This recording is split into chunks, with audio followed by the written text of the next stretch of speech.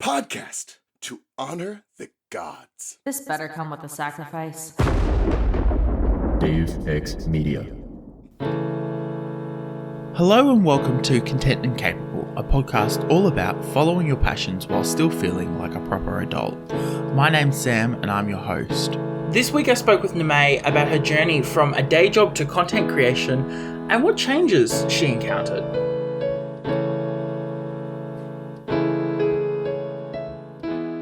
Welcome to Content and Capable, Nimay. It's lovely to have you on. Thanks so much, Sam. Thanks for having me, and thanks for dealing with my bullshit. I know we should have done this back in August, but it's good finally getting to it. Yeah, I think the listeners will know. I think I got very productive for a hot minute in August, or like late July, early August, where I was in the States at the time, and I was hanging out with my friend Christina, who hosts the Restricted section, and we're messaging all these people. And then somehow I completely had forgotten to message you. And 2 weeks later, I'm back in Australia, and I'm like, I should organize more guests. Like, I'm going to run out at some point. And I message you, and you get back to me instantly, which is like shock and horror for me, because it was like, wow, someone like I admire and like really respect got back to me really fast. What is this world we live in that the internet exists? Oh my God, thanks so much. Wait, hold on, Australia, dear God. So actually, funnily enough, I thought that you were American until I got into the Zoom chat today and then heard you, and I was like, oh wait, so hold on, please do not tell me that it is midnight over there and I made you stay up till midnight. Oh. No. I always trick people going, oh yeah, it would 6 p.m. Eastern Standard Time work. And then everyone's like, oh, you're American. I'm like, no. That was exactly what I was thinking. I was like, oh man, this guy's on the East Coast. Oh yeah. You know, he'll be fine, whatever. So wait, what time is it over there now? It's like 8 o'clock. 8 p.m. No, in the morning. Like, Jesus Christ. I've been working for an hour, and I've just like told my interns, keep working, I'll be back in an hour and a half. So wait, you're saying that right now you are existing in Tuesday? Oh yeah, it's Tuesday. Tuesday's not for those who need a future prediction, Tuesday is not that better than Monday. Damn it. Well, damn it. Wow. Yeah, dude. No, it's literally still Monday over here. 6:10 p.m. Yeah. That is insane. Wow. Okay, cool. Look, time zones are like the craziest shit ever. No, I literally agree. I flew to the US and I arrived in LA 5 or 6 hours before I left Australia, and then proceeded to fly across the country overnight and be on a 4.5 hour flight that somehow arrived at 7 o'clock in the morning. And I'm like, what? It's like, yes, it's a Tuesday, whatever. But like, I've like been traveling for 24 hours and it has literally just been like, maybe 12 hours.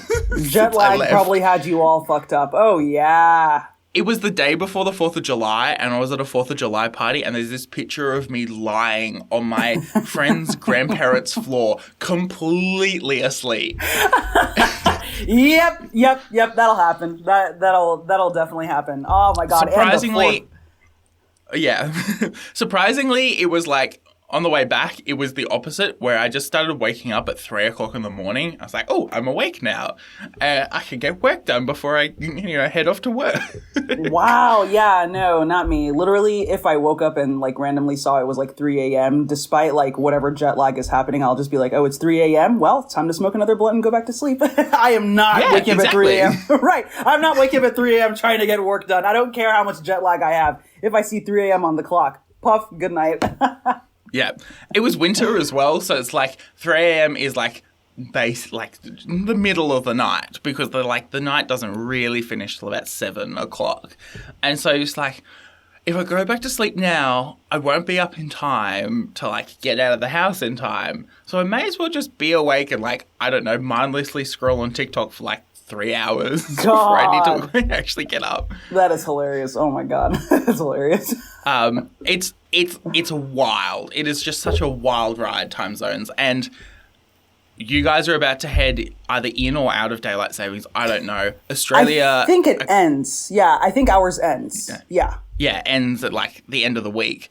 And we're in daylight savings, and daylight savings is particularly cursed here in Australia because, so I live in Brisbane, which is further north than, say, Sydney and Melbourne, which means that we're very much closer to the equator, and actually the top of the state is the top of the country. So we don't do daylight savings because we're closer to the equator, but all the states south of us do. And then one of the states in the middle of the country does, and one of them doesn't. There's only two.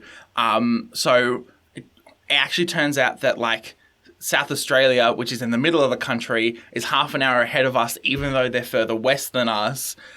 And then there's another one that's half an hour back. Yeah, sounds right about fucking cursed. Absolutely cursed. Yeah. Not trying to deal with all that. Funnily enough, I thought Brisbane was a city, not a state. It's a city. No, Queensland's the state. Yeah. No. Okay. Yeah. Also, Sorry. I mean, like, yeah. No. Oh my God. No. Literally, I suck at geography across the board, even American geography. Like, don't ask me about certain American cities. Your geography's cursed enough. Thank you. Yeah. Let's just agree on that. So, yeah. Either way, we've established that baseline. Yeah.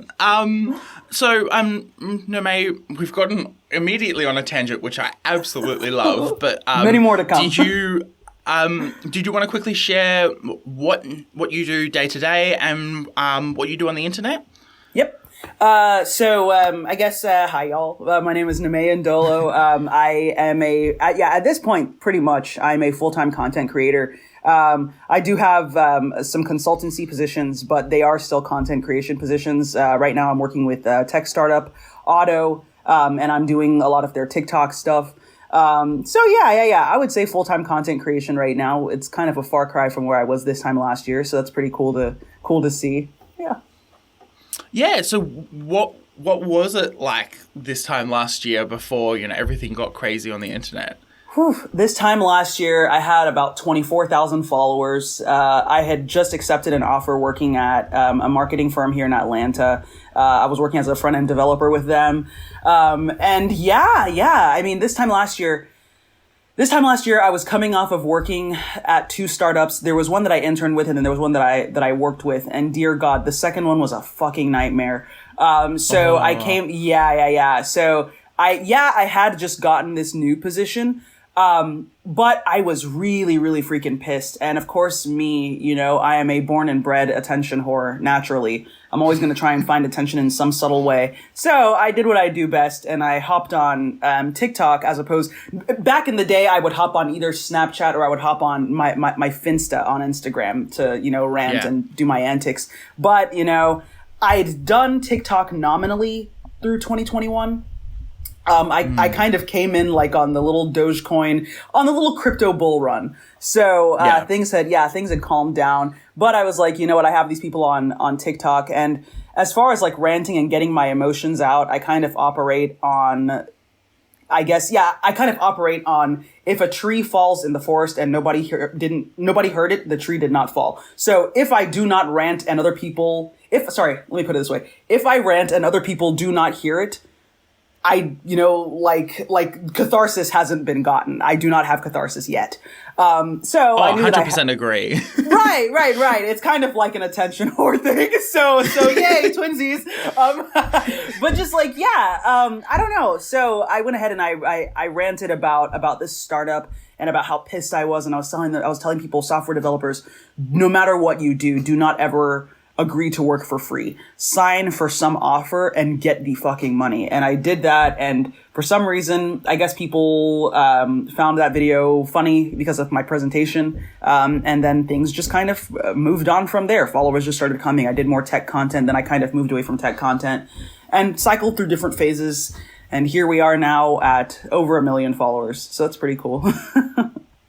Yeah, it's so fascinating that and I think this is where I really enjoy TikTok and I worry about other social media platforms because TikTok really kind of feels like almost a direct democracy where because the algorithm is so hyped up, you can really someone can go from, zero to hero within a span of a few months and it is so incredibly fast. Obviously, problems with that as well, just in general, mental health and things like that. Big time. Oh yeah, big fucking time. At the same time, especially when you're just expressing emotion, and I think that that's something that Instagram and Facebook and Twitter, and even to an extent things like Snapchat and that, you don't get a public forum to go, I am frustrated. And if I need a vibe check on something, I'm going to TikTok to check what people, what the vibes are at with this, with something, because it's the easiest way to understand what the vibe is. Honestly, it's auditory, it's visual, it's right there, as opposed to, because I would argue that Reddit would also be a good place, but it's not, it doesn't have the same effect as being able to see and hear that raw human emotion. Yeah, with Reddit, you're seeing text. You're not actually seeing someone pop off. I don't know. It reminds me of, I think the second episode of Black Mirror. Are you a Black Mirror watcher? No, not really, but I'm very good at pretending to know things. Okay, fair enough. Then let's just go ahead and play pretend. Do you remember? I'm sorry. But just, yeah. So, okay. The second episode of Black Mirror, basically, it's a bunch of people, in this futuristic setting or whatever, and all day long they have to, walk on these treadmills, and the only way that you can escape that miserable grind is by, going on this talent show and then being scouted from that talent show. So the protagonist of the episode, he does something that's meaningful to him on the talent show. Nobody gives a shit. And then finally, he's so fed up, with his current life and everything, and, the circumstances and just the way things are. And he gets on and he rants and he yells and he shows pure human emotion, and everybody fucking loves human emotion. I mean, because technically, I guess, that's what we are. We're just meat sacks of emotion. And people fucking love that. And he got a contract and he was able to escape his hellish life. But by showing all that emotion, he found out that that's all the people wanted to see from him. And he kind of put himself in in another hell. So he basically went, out of the frying pan into the fryer. Kind of that's the effect that TikTok has with people. That was kind of a tangent, sorry, but no, I think it's a very very astute kind of comparison where we are I think we're also really sick of the manicured posts that, and we're seeing a divestment in this in Instagram where at some stage in 2012, 2013, it was all these very manicured posts of exactly what people wanted to see. And over the last 10 years, we've all turned around and going, that's not who we are, and so that's therefore not what we want. And I think TikTok is probably the greatest expression of that frustration, because, it takes time to evolve as a platform, but when you have a brand new platform to do whatever the fuck you want with, of course we're going to create content that we want to see ourselves, or represent communities that are not being represented on a new platform that is going to attract more people to you.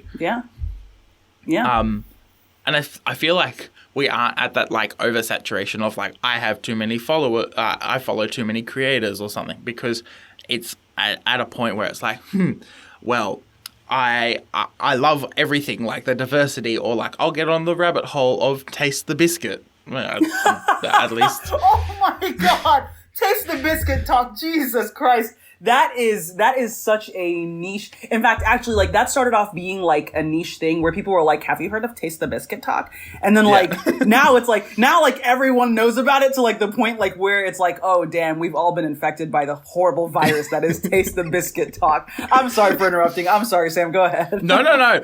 Or even the Rats Don't Run New York City, which is something that I can't stop thinking about. Yeah. Dude, what side of TikTok are you fucking on? Get off of that shit.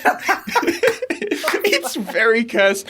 I have friends of mine who just send me the most cursed memes. And I'm and then my 15-year-old sister will send your videos to me, and then we'll have a fight of who's the bigger fan of you.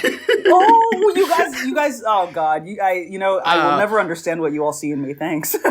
Thanks. But it is such a fascinating platform, and I suppose when you first started expressing your emotions and people started really interacting with your content, how did that feel like it's not a normal thing to have like thousands of people looking at you at once. Yeah, it felt, I mean, weirdly, I don't know, this is going to sound kind of weird, but it kind of felt right. Like things kind of clicked into place. I kind of felt like I was, it's going to sound weird, but like I kind of felt like I was like back on track. I guess the weird way to say that, because like my whole life, you know, I wanted to, you know, act, direct, write. And then of course, like, you know, I had, you know, my 20s, I graduated from college, well, early 20s, I graduated from college.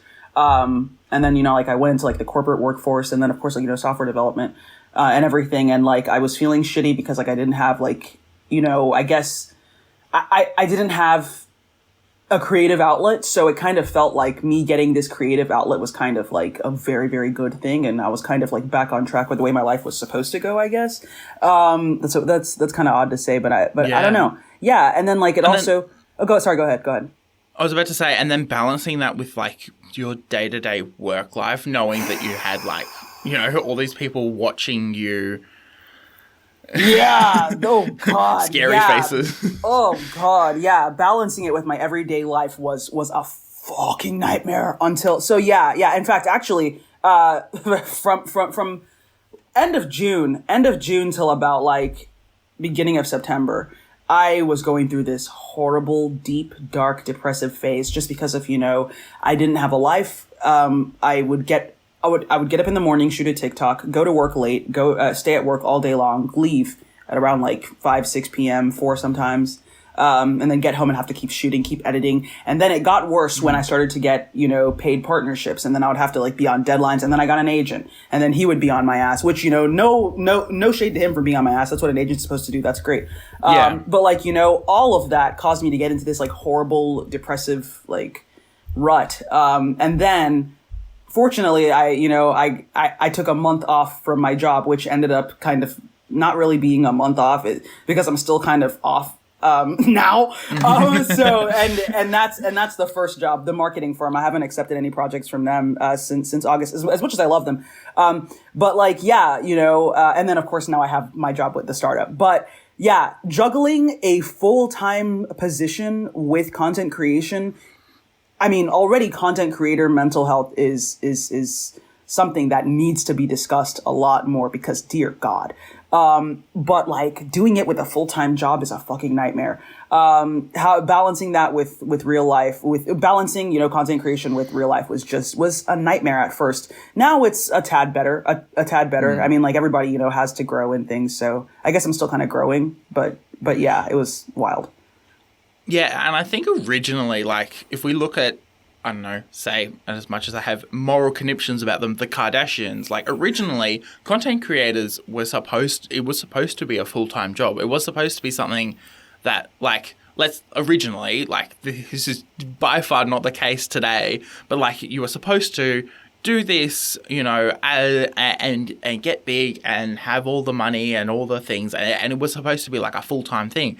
And I think with the, as I said, the democracy of platforms like TikTok nowadays, we are seeing ordinary everyday people in their 9-to-5 jobs, or, you know, with a special interest in everything from the capital of Australia through to, you know, why every Broadway, you know, financial statement that's come out in the last like 9 years, and you have all of these like such specific niches now that like you can do this theoretically while still having a full-time job, but that's not how it, like, especially if you've got a large following, that's not sustainable in like a traditional 9-to-5, but then also, you know, doing everything else that you're required to do as someone with influence on the internet.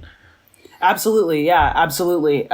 It's not sustainable at all. You know, like, yeah, when you look at, you know, YouTubers, cause like, I feel like of, you know, I guess as far as content creation, democratized content creation goes, as in like, you know, everyday people just getting a camera, doing things like that. As far as that goes, yeah. I would say YouTube would probably be like the very beginning start of that, you know? Oh, so yeah, like 100%. Right. Like you would look at YouTubers and, you know, they would get these brand deals and everything. And you know, like they would start off, you know, having some sort of balance. But once they hit a certain amount of followers, I mean, once you hit a certain amount of followers, I got my first brand deal offer at 80,000. So, and this is going to sound weird, it gets much worse, except like worse isn't exactly the word, because like, fine, I guess I could say it gets crazier, because like, you know, like, yeah, I got my first brand deal at 80K, but then the higher you climb, the more brands want you. And then they're like, you know, like stacking up on you. So like, yeah, juggling all of that, as well as like, you know, your daily videos that you have to put up, you know, if you want to stay relevant in the TikTok algorithm, 2 to 3 times a day, you have to post.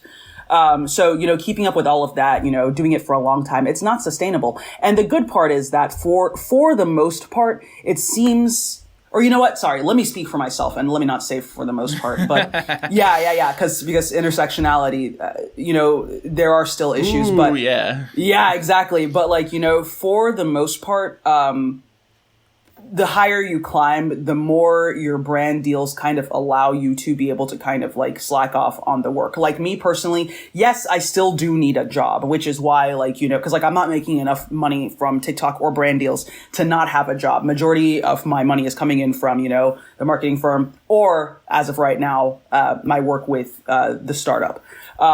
So like, yeah, but you know, like I would hope that, you know, the higher I climbed, like, you know, like my brand deals will be able to take out the need for a job. But for most, for a nice handful of content creators, that's kind of how it works. And it kind of does allow them to stop that unsustainable pattern of, you know, trying to handle life and content creation together. I don't know if I'm just like rambling, but. No, I think it's totally valid, because like, it's draining enough to work a 9 to 5, let's be honest. Like, and you want, like, at least when I worked a 9 to 5, I don't currently, unemployed life. Woo, congrats. Oh God, that was such a millennial thing, saying congrats. I'm sorry. Sorry, it's probably. No. I love it. It's like, congrats, I'm unemployed. Woo! Yeah, you're free. But you know, it's like when working a 9 to 5 is incredibly draining. Like, it is like, how many hours? Like, it's 8 hours a day of your life that you are consistently supposed to be productive. Yeah. Define productive as well, but whatever. But, you know, you're consistently supposed to be meeting these, you know, KPIs at work every day of the week. And then you get home 5:30, 6 o'clock, and you kind of want to just collapse on the couch, or I don't know. But then you've also got this itch of like, I want to do something creative, or I want to do something that like is going to be relaxing for me, or I'm going to enjoy, that isn't my work. Because as much as people might love the jobs that they do, doing that 9 to 5, 5 days a week is like still incredibly exhausting. You got to find something else to do. And, you know, whether it's music or posting random stuff on the internet, or, you know, watching movies, or etc. People, you know, have got to do something outside of the work that they normally do. Yeah. And then you sit there and you go, oh, like, you know, especially if you're like an influencer, it's like, oh, I've got to create like 2 videos. And it's like, wow, it's like an extra 9 to 5 on top of your 9 to 5. And then you want to be going and doing stuff, you know, in private. You know, you don't want to be broadcasting everything on the internet. Yeah. You know, it's like, yeah, you know, I would say like when someone starts off, you know, doing content creation, like you said, like, you know, like you leave your 9 to 5, you come home, you know, and you kind of want to relax or do something fun that's or, you know, creative or whatever. So, you know, a lot of people, you know, will be like, oh yeah, let me just make a TikTok or whatever. But like, you know, when you become a content creator, or when that TikTok you made starts turning into a job, you know, it's no longer fun. And I guess that's, you know, we could easily have a whole other conversation, you know, exploring the intersection of capitalism and creativity, you know, but, yeah, you know, it's funny, you know, when something that like you love starts like being like turned into like a job. I don't know. That was kind of another tangent as well, but just kind of. But yeah, as you know, like as you were going through that, you know, conversion from something, you know, something you do for shits and giggles, and something that has now become part of your job, part of your, you know, work. Did you, as you said, you went through a bit of a dark time before over the last few months, but like, did you have, you know, a period of time where you were like, is this what I want to be doing as my job? Should I jump ship, you know, away from the work that I'm already doing? The only so already from the time when like my TikTok really started to take off, which was this time last year, from that one developers video that kind of caught on, already at that point I was like, oh man, if I can turn this into a job to replace my other job, my desk job, abso-fucking-lutely. So that was kind of a goal, but the only thing that really allowed me to be able to make the jump, because again, like, you know, from the second that first video really, you know, started popping off. In fact, honestly, from the second that the fourth, or I think it was the third or fourth video I ever posted on TikTok last January, from the second that took off, I was always trying to like find a way to like, you know, turn it into a job. And no matter how much I planned, the planning didn't really work. It just kind of happened whenever it did. But I always did want to be able to drop my day job. Of course, till this day, I still haven't been able to drop it. I still do need it, but, basically saving money and, you know, also just like completely like putting brand deal money in my savings as opposed to like, you know, just like spending it like I wanted to. Yeah. That's what kind of allowed me to be able to like take a break and kind of like lay off of the marketing firm job, the software, the front end development job. But it is fascinating when you've got to take like mental health time off from like an aspect of your life. And it's like, well, now I've also got to consider the financial impacts of that, you know? Exactly. And seriously, that was, again, like, that was one of the big deterrents for me when I was like, cause from the very beginning, I was like, God, I want to just like do this all day. Like I would be at the office and I would be imagining, man, if all I had to deal with was just creating TikToks all day, like I'd be good. But like I couldn't do it because of the money. Of course, like now I can, and you know, now I somewhat can because I am doing it like, you know, part-time, full-time while juggling, you know, another job or whatever.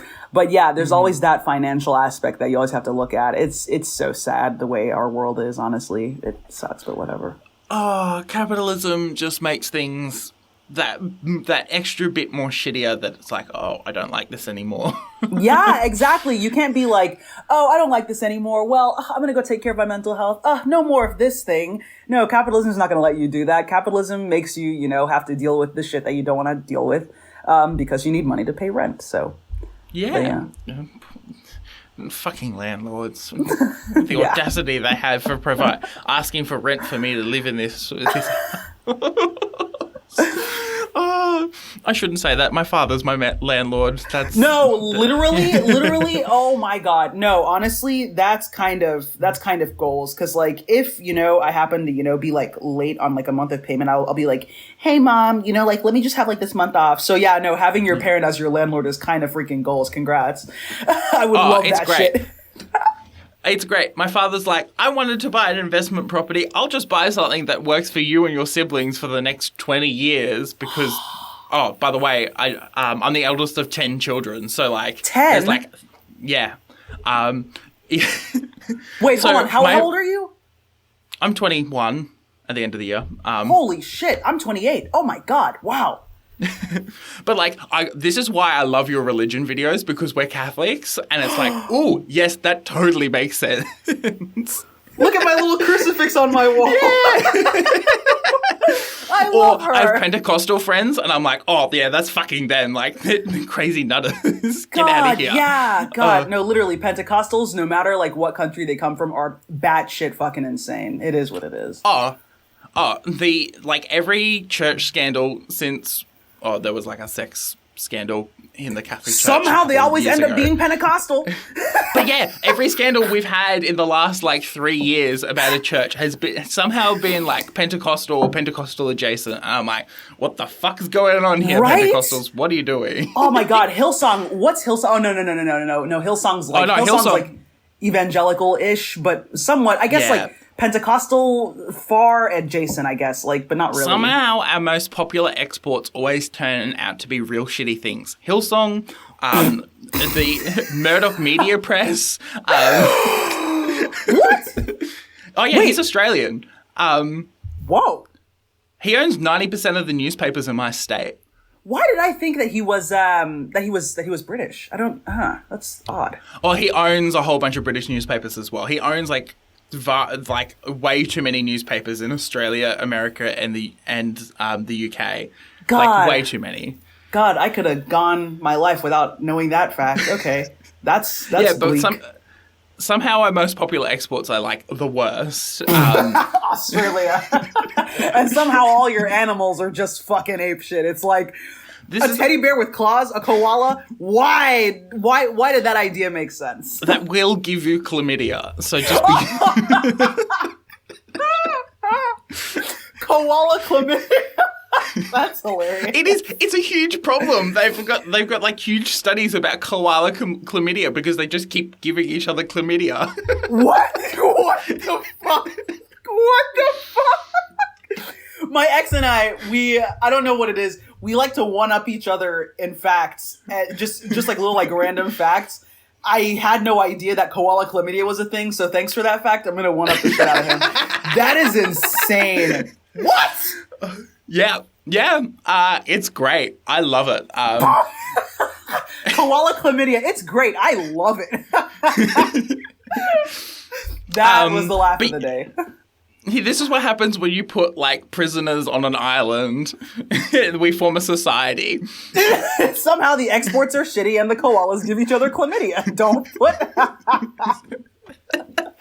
Definitely get, like, all your island inhabitants from, like, a different part of society except for the prisoners. Oh, that's freaking hilarious. Oh, my God. Yeah. Far out. It gives me so much joy to revel in, like, Australia's, not shittiness, but just mildly batshit craziness. I love that mildly batshit craziness. And then the thing is, like, Australia actually, like, leans into it. They're like, yeah, we're fucking batshit crazy. Have you seen our kangaroos? But, like, America, on the other hand, is like, who? Batshit crazy? Us? Not at all. And it's like, come on, dude. We literally own Florida, man. Get the fuck out of here. Like, literally, come on, you know? So, yeah. It's great. I love it. And we just keep hyping it up. We'll just start telling lies to make ourselves seem even more crazy.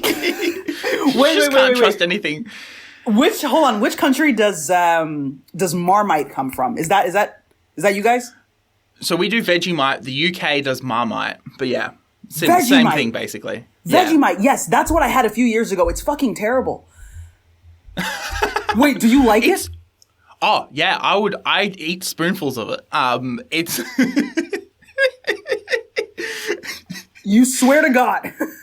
Oh yeah. I like it is like it's an acquired taste. Like Australians like it in general. We use it like it's great baby food because it's got lots of salt in it. So it's like, you know, if the baby's not drinking enough water, not alcohol, then drink your alcohol.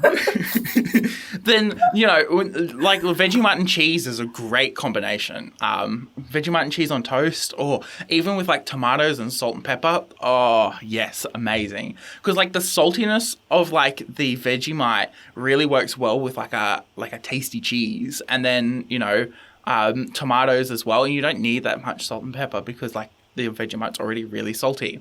But like when I brought Vegemite to the States, it got really mixed reviews. There were some friends who like hated it, and like some friends who were like, yeah, give me all the Vegemite. Like, I'll take it all. Oh my God. Literally, my ex and I, we did, so like I have some YouTube video that's on YouTube, deep down, it's somewhere deep down in all my YouTube stuff where we tried Vegemite, back in 2019, and dear God, again, no hate to people who love it. You know, everybody has their acquired tastes of things. Like, you know, Nigerians and malt. I love malt. Some people hate it. We love malt too. I brought Milo over, which is like a malt kind of chocolatey milk. Like most Americans just couldn't understand it. They're like, what is this? Loved Milo as a kid. Loved Born Vita. God, those were so freaking good. But like, some things are acquired tastes. Yeah, culturally, it is like a fascinating thing watching people explore foods that aren't like the norm. And it was interesting because I only realized at the end of my trip in the States that like the reason why people didn't like Milo was like I brought this thing of Milo thinking everyone would love it. You know, people were like, this is weird because it's not sweet. And because it's not like it's full of sugar. Don't get me wrong, but it's not like sweet. I normally put like sugar or honey in mine whenever I'd make it. Oh, I wouldn't put sugar in mine, but I normally would put coffee, like instant coffee in mine, and it makes like a nice iced coffee, like a chocolatey malty iced coffee. I never thought to do that. That has to be really good, actually. Huh. Yeah, it's really lovely. Or put it in with like a banana smoothie is the other thing I do. Oh, chocolate and bananas, that has to hit. Oh, wow. Yeah. Molten bananas as well is also a bop. Like, really? We used to have like powdered malted milk that we would put into like our banana smoothies. Oh, wait, when I say malt, I think we actually might be thinking of different things, because I'm thinking of like Vita malt. You know, it's like, it looks like Coke, and it somewhat also has a Coke-ish taste, but I don't know, it also has like a beer feel to it. I don't know how to... I think it's the same flavor, but it obviously different format, maybe slightly different to each other from what I can see on the internet. I think it's fine. Yeah. Love that stuff. So good. Oh, it's so great. Good. Yeah. But wow, what a deep tangent. Right? But My bad. Sorry, it queen of tangents. Now we're going to like de-process. So malts, chocolate, Vegemite, food. Koala, chlamydia. Bad export. Yeah, koala's getting chlamydia. I forget what was before that, but...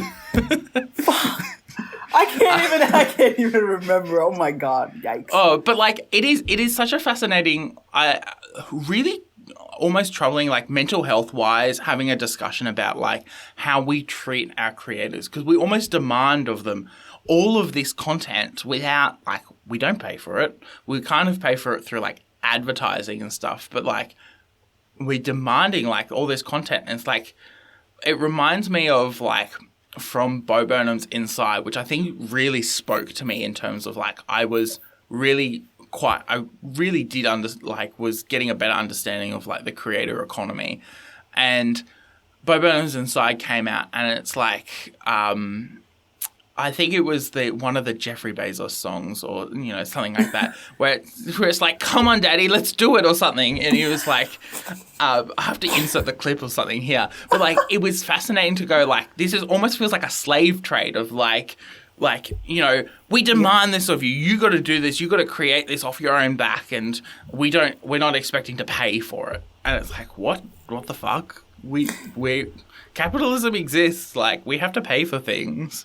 Yeah, it's honestly such a weird phenomenon, really. I mean, honestly, yeah. Because again, at the end of the day, technically, yes, people do demand it, but they never really demanded it until they knew that it existed. And then even so, the demand it's not so overt. It's more, covert demand. For instance, do you remember the character Joanne the Scammer? Oh, yeah. Okay. Yeah. So literally, Brandon, what's his name? I can't remember his last name. Brandon something, whatever. He posted, he was posting, since Vine days, whatever, till 2020. Yeah. Then after the pandemic, he posts on Instagram, a few times here and there. And then, he kind of just went away. And I think his last post was early this year. Kind of went away. Today, I was on Brandon Blackwood's website, which is some designer. I was trying to buy something on there, and I went on their Instagram page and saw Joanne the Scammer on there, and people were commenting, "Oh my God, Joanne, she's back! Where has she been? Where's our content? Oh my God, Joanne, we missed you!" And it's kind of there's this weird thing where people don't really actively demand the content, but they kind of, once the content is there, I guess. I don't want to say that they feel entitled to it, because that's also not the case. That's also not the sentiment that I get. I don't really know how to put it, but just my own personal relationship with content creators. For instance, on YouTube, my favorite YouTuber is It's Keisha.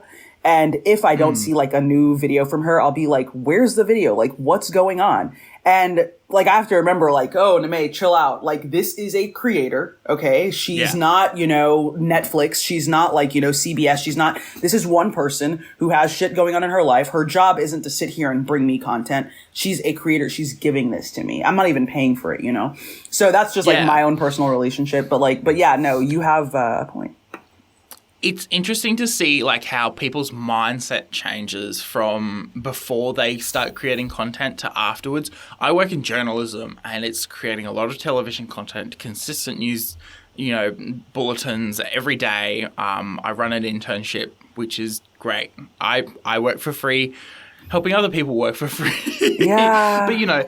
But like reading, doing this and creating content, I have insane respect for like people who are creating original content. I feel like a scammer as a journalist because I'm just grabbing what's out there and like retweeting basically it. Yeah, and not at all. it. No, But journalists like are so important. Oh yeah, like there's a whole other conversation about the importance of journalists, but like there's a part of me that goes, oh yeah, this is like half the work that like a creator who's creating their own original content has to go through, in developing characters or, developing ideas and then testing them. And then if they don't work, finding something else to either upload to a consistent schedule or to be at that same level of quality that your viewers expect. Yeah. It's just, I have insane respect. And I think it's amazing to watch people who do go through that transition between being a consumer of content to being a creator of content, because they very quickly understand where people are coming from. Big time. Oh, big time. Yeah. Literally, like my perspective changed so much in a year and a half. Really? Well, yeah. Well, actually, no more. It really changed in a year because, again, like last year was when things really started to take off. My perspective changed big time. I would look at some of my favorite creators, and I would have to think about the things that I go through as a creator, and then the things that they go through, and the fact that some of these people are still able to put out content. I honestly don't know how they are able to. In fact, I don't even know how I'm able to. I don't even know what's pushing me or driving me at this point, honestly. I haven't touched on it very, very much on the podcast, but like the Try Guys scandal that happened, and I don't want to comment on like who's in the right, who's in the wrong, or like any of the rumors or the gossip, but the fact that they're a company as well, but like they as the three of them decided we're going to continue creating content at a regular schedule. I was like, that is some of the most like, that's probably one of the hardest decisions they made, but like some of the most amazing, like, you've just gone, we've got to continue going because we can't stop.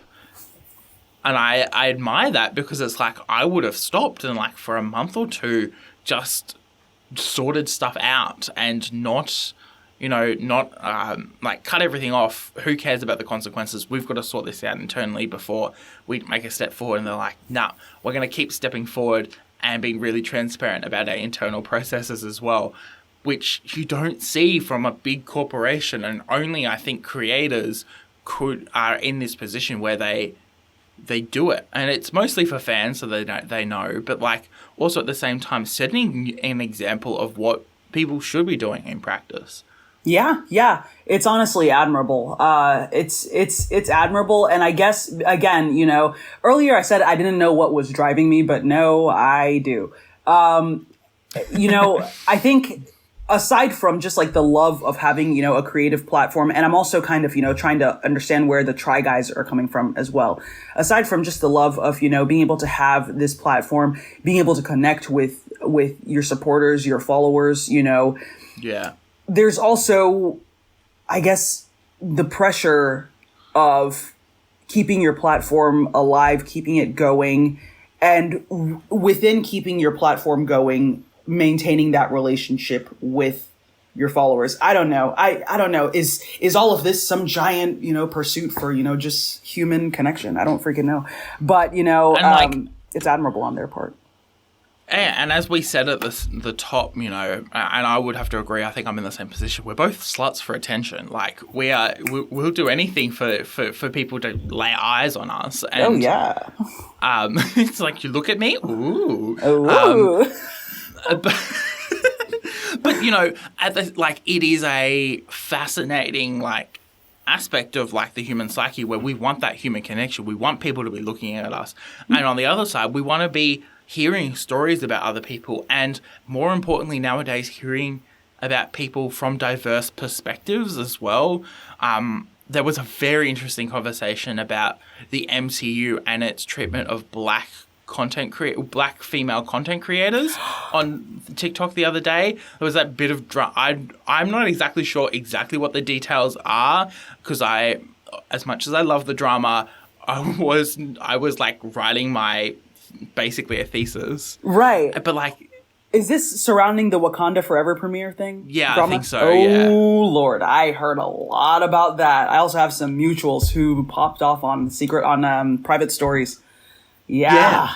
But it's just like fascinating to like see like we've made so much progress, but then you go to like the legit people and they are not. It almost feels like we're going backwards in that aspect. And it's like Black Lives Matter was a really great opportunity to like see that like the internet can organize itself in a way that like pushes towards a cause and, still has an opportunity for nuance and healthy debate. We are still having a discussion, even like the discussions transferred here to Australia as well, about how we fund our police, systems and police brutality.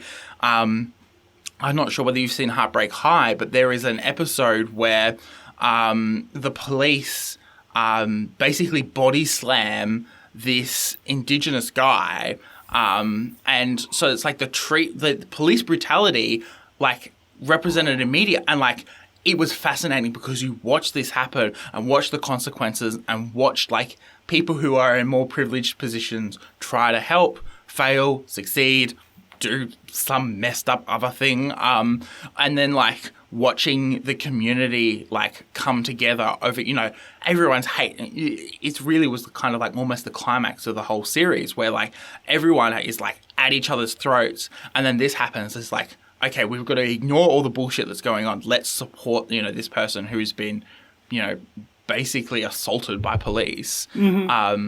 And it was, it was it was amazing to watch. And I think as an Australian who is very aware of like social things and has engaged in conversations about social issues, both in my work as a journalist, but like watching, things on TikTok and watching that content and absorbing that content, it's so amazing to see that we are now being able to give a voice directly to these people who are impacted. Because let's be honest, the existing, system doesn't work. Yeah. No, absolutely strong agree there. Yeah, honestly, people, pop off at the mouth a lot about, how vapid and empty social media is. And I think that is such a reductive way to look at things, honestly. In my way of seeing things, social media generally is good. It allows people to be able to widen their scopes, hear different perspectives straight from the horse's mouth, not like, some edited story on, some Murdoch owned, news outlet or whatever. No, you're hearing it straight from a person who has experienced these things, like, with the MCU drama right now. And then, of course, the Heartbreak High example that you gave as well. I haven't seen the show, but I kind of do want to check it out. But yeah. When people talk about how toxic social media is, yeah, I believe everything is dualistic, everything, has its good side, its bad side. Everything honestly exists on a spectrum. Not everything is black and white, so it's a spectrum. And, people love to dwell on the negative side of the spectrum of social media, saying it's, negative, it's horrible. No, it really allows us to be able to connect with people. It kind of furthers the good parts of globalization, us being able to connect as human beings, hear each other's perspectives, and just widen our scope. God, I could have just said that in just one sentence. I am not concise. No, I think being not concise, though, gives the opportunity. And I think this is where we're seeing a trend towards longer form content again. I was reading Spotify put out a whole bunch of studies on the way people consume podcasts. Thanks, Anchor, who distributes my podcast. Same, I love Anchor. Well, my podcast is kind of dead, but I do love Anchor. Yeah, it's great. They released a whole bunch of stuff and they said, have a read of this. And I read through a couple of the headlines, going, what BS are they trying to put on me now? But it wasn't, I read through it and it was way more fascinating than I thought it was. And it's like, we're heading towards longer form content. We see, TikTok making strides in that direction as well. And, I'm seeing YouTube times going up as well, Twitch streams going on for longer. And even to an extent, Instagram is like the dumb blonde bitch of the social media. I mean, as much as I love them, kinda. It's like we understand and we respect why you're here, Instagram, but please just try to catch up a little bit. Please catch up, because Instagram has always been and still is my favorite social media network, and I hope that they get their shit together, because Instagram has a special place in my heart, If any social media platform was to crash and burn, I would hope it would be TikTok. But Instagram has a special place in my heart. Love them. Yeah. I think if there was a social media, I almost want Twitter to crash and burn just to prove to Elon that he can't run a company. Far out. I was reading, because things happen overnight, right? And so I read the headlines in the morning and I'm like, the fuck is going on here? Are you, what deranged bullshit are you up to? What are you trying to do? What's the so what here? If my parents were Elon's parents, I think that they would be giving them a full ass talking to of what's the so what? Why did you buy, Twitter? What are you aiming to do with Twitter? What are you going to change that hasn't already been tried to change here? Just calm down, Elon. Sit down. Yeah, no, honestly, I haven't really been following that whole ordeal. I still don't think I will. Godspeed to him. I'm trying not to follow it, but it's a fascinating thing where we see, heading towards longer form content and being able to have nuance in a conversation. Mm-hmm. I was just on the restricted section with talking about Harry Potter. So obviously a lot of issues with Harry Potter, but we were chatting about Mrs. Weasley and the portrayal of Mrs. Weasley in Harry Potter. I feel very strongly about it as the eldest of a lot of children, but also, having, my mother go through and do these same things. And it was fascinating because we had this amazing conversation where I agree with all the points that were being made, but if I was there alone, the nuance to the conversation and the added perspectives wouldn't have been there. And that's what, I think TikTok does really well with its longer form content, but also with the stitch function, and as well as, YouTube does really well with video essays, and I think Twitch does reasonably okay with being able to have, such a wide variety of content creators, and for people to be interact directly with people who are watching their content. It's fascinating. Yeah. I feel like I've talked a lot this episode. Oh my god, no, literally. Oh my god, what about me? I've literally been rambling the whole time, but no, this was very, very constructive. Yay us. Sam. I know. And so, as you said, you're doing some consultancy. What's that like at the moment? Doing a bit of consultancy and marketing. Yeah, it's good. It's fun. I mean, so right now, my position with them is just social media manager, part-time social media manager of TikTok and just, their Instagram. So all I do is I just get on there. Obviously, there's company stuff. I'm, on Slack, and then, there's weekly meetings and different things like that. But for the most part, it's just, posting, making content, posting it on Instagram and TikTok. I mean, so far it's been super cool. I'm making the move up to New York, January 31st. So I'll hopefully be able to get to meet some of, my coworkers. Yeah, it's probably a good idea to make that move. But I'll probably, be meeting some of my coworkers, at the startup when I move. So it's all been super cool so far. Super cool. Yeah, it's fascinating. I think there is I want to say pipeline, but there is a pathway between, creating content on social media, being, a social media native, or really understanding a platform, and then helping a brand understand that platform and how it can work for them. We see it with Duolingo, but, we also see it with other brands that are doing really interesting and original content. Someone asked me about social media and journalism the other day, and I immediately defaulted to vSphere, but also, the Washington Post and the LA Times, and the Guardian Australia that do really, really great jobs at communicating stuff that would require essays worth of understanding in 3 minutes. It's so cool. Yeah. Being able to condense all that information into something small. A lot of these companies are really, really good at doing that. I wouldn't say I'm. Well, you know what? Yeah, I guess I'm doing a similar thing with Otto, but I guess not really. I'm just kind of communicating what the brand stands for, what we're offering in a fun and chaotic way, I guess. So yeah. Yeah, it's amazing. And looking towards the future, as you said, you're moving to New York. Amazing. I'm super excited. But what do you hope your relationship with your social media platform and everything else will look like? I honestly, there's already content that I'm planning for that. I'm really hoping to kind of expand into vlogs. Back in the day, back in college, pre-Finsta and pre-TikTok, I used to have this insane Snapchat where I would basically just vlog my day, and I kind of and the way that I shot those are the exact same way that I shoot my TikToks. So I would kind of want to kind of get back into vlogging, I guess. I'm also hoping to, hop back onto YouTube as well.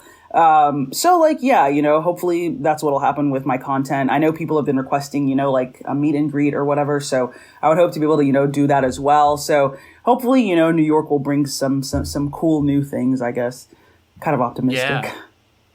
No, yeah, it's always fascinating. And I think it's nice to be on the precipice of a life change as well. It's even on a small one, obviously the last year's been so super transformative, but it's I'm now going to fully invest in this, and I'm going to make the move to where things are going to be.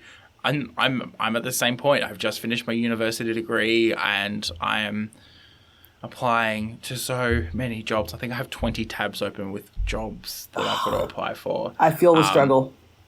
But at the same time, it's I'm at that precipice of as soon as someone accepts me and wants to take me on, I am I'm moving. I'm I'm busting my way out of here, and and it's so exciting to be on the precipice of change. Yeah, I absolutely agree. It's it's you have.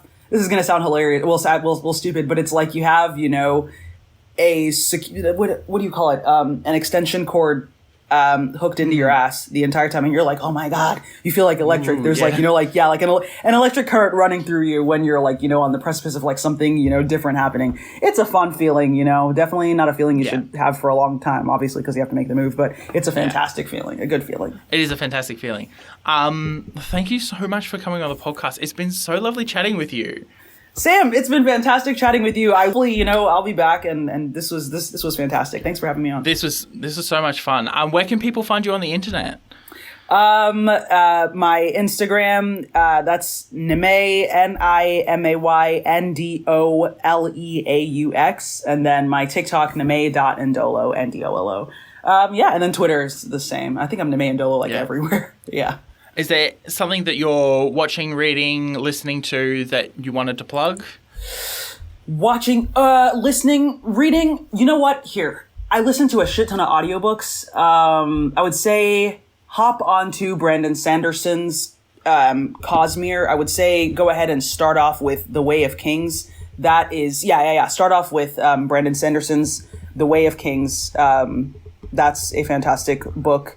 In that specific series, God, am I literally forgetting the name of the series? Way of Kings, the Stormlight Archive. That's a fantastic book, and there's 4 in the Stormlight Archive. Way of Kings is the first. So my recommendation would be go read Way of Kings by Brandon Sanderson. Audiobook. Don't use your eyes to read. Amazing. Yeah. Don't use your eyes. Who uses their eyes anymore? Fuck eyes. What are you doing, eyes? Get out of here. You can find me at sam.the.journalist on Instagram and on TikTok, and samobjournalist on Twitter. Recently, I don't know what I've been up. I usually kind of give like a Twitter weather update, but I don't know. Twitter's been a weird space. I've been doing corporate Twitter shit, so I'm a little bit incensed by Twitter at the moment. I'm going to plug Hadestown, the soundtrack of Hadestown, the musical. It is so cool to listen to. It's got this amazing trombone solo. It's like the very start, and as a trombone player myself, I'm like, ooh, this is so cool. So it's like I can see myself. I'm just so mad that I missed it when I was in New York and I didn't go and see it on Broadway. So I'm going to have to come back then. Maybe next year. Fingers crossed. Fingers crossed. Fingers crossed, finances crossed, and leave crossed, I guess. Finances crossed. I resonate with that. Thank you so much, Nimay, for coming on the podcast. It has been so fascinating to chat to you and get your perspective.